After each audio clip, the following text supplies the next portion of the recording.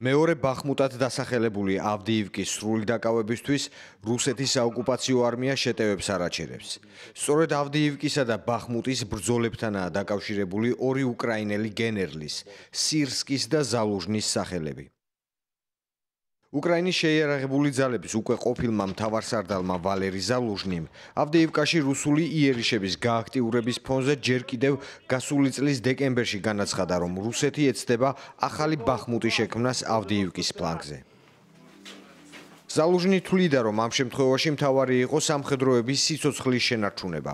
საერთაშორისო მედიის ცნობით ზალუჟნის დაძაბული ურთიერთობა ჰქონდა დასავლეთთან, რაც სწორედ უკრაინის არმიის კონტრიერიშს უკავშირდებოდა. იყო მოლოდინი, რომ უკრაინული არმიის კონტრშეტევა იქნებოდა უფრო ეფექტიანი და ძლიერი, თუმცა ეს ასე არ მოხდა.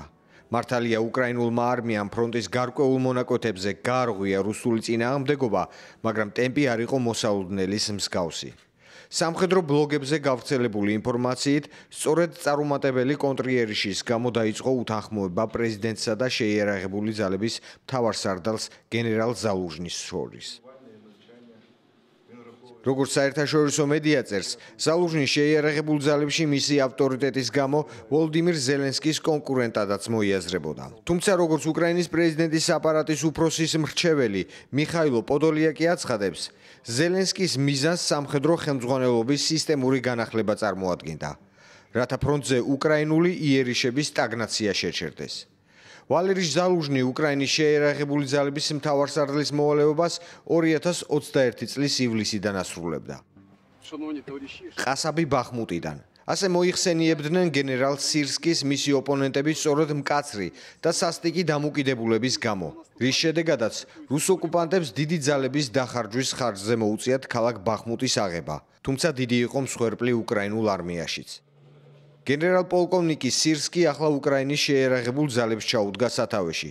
უკრაინის პრეზიდენტის მხრიდან ამ საკადრო ცვლილებას საერთაშორისო მედიის ცნობით არაერთგვაროვანი დამოკიდებულება მოჰყვა უკრაინულ არმიაში. გენერალ პოლკოვნიკის სირსკის სახელი ასევე კიევის თავდაცვის ოპერაციებს უკავშირდება. მისი სახელია დაკავშირებული ხარკივის წარმატებულ კონტრშეტევასთან. როგორც სხვადასხვა სამხედრო ბლოგებზე წერენ, სირსკი რიგით უკრაინელ სამხედროებში დიდი ავტორიტეტით არ სარგებლობს.